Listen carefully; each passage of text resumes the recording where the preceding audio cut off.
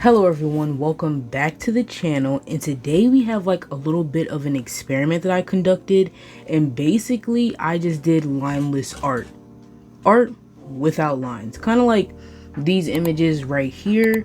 So that being said, let's get into the video.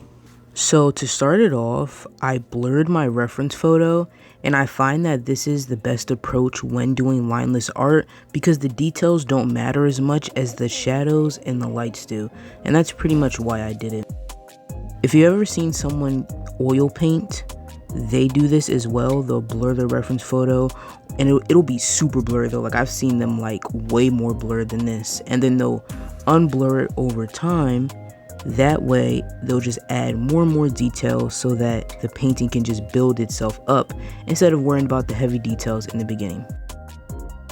Then once I went in with that base color, I took a darker color. This was just like a dark brown, and I basically just sketched out where I wanted the hair to be, and I think maybe the eyes and the nose, but I can't remember. But I know I definitely sketched out the hair, as you can see here.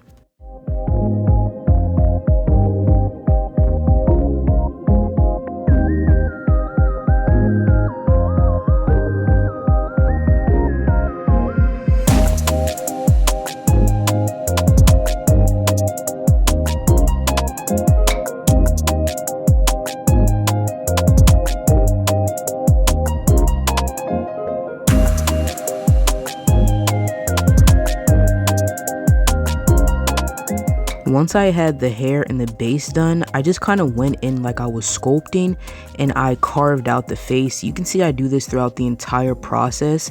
This time I'm carving out with an eraser, but as the painting goes on, you'll see that I'm using color to carve away other colors and create an overall shape of something.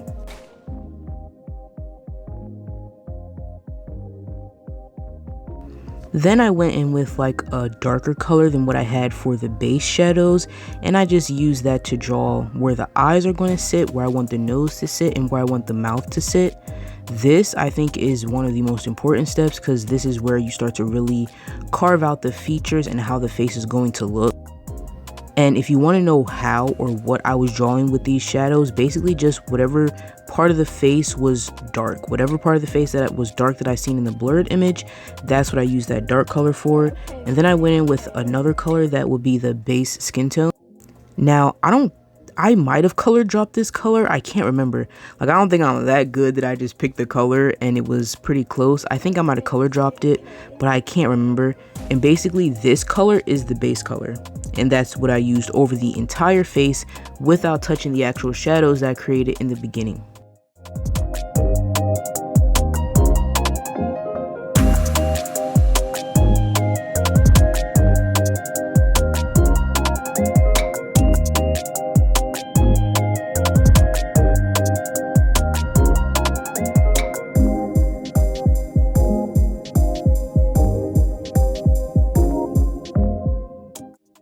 I then went in with that exact same color and started to carve out the eyelids and the actual eyes themselves.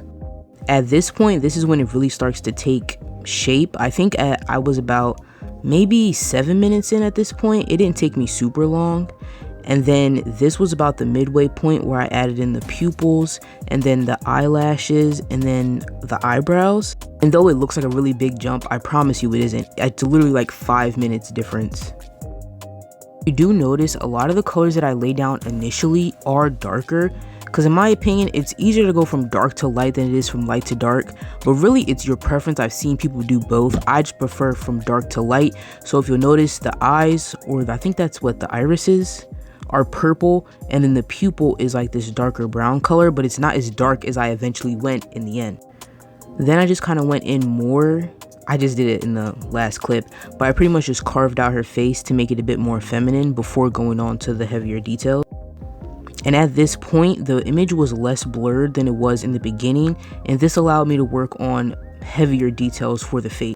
So if you can see here, I just went in and I gave her eyelashes, I defined her ears, and then I added a mid-tone and a highlight color. I used a purple mid-tone and highlight just because I thought it contrasted well with the yellowy undertone of her skin. So that's just kind of what I went in with. And I added an initial highlight, but if you look at her forehead, I did go in on top and do an even lighter highlight because it just made sense for the reference image. And like I said earlier, I went in with an even darker brown color in order to make the eyes pop, because at this point I really like the way it looked. I think I'm about half an hour in at this point, or maybe 40 minutes in. This is just me adding the final details and making the drawing pop. Truthfully though, I think you can leave it at the point it is right now, and it's just a really simple, quick sketch or quick exercise that anyone can practice. Because like I said, at this point it was literally like 40 minutes had passed. It looks like I did a lot, but I honestly didn't. And I want to say I did go in afterwards and I darkened the hair color as well.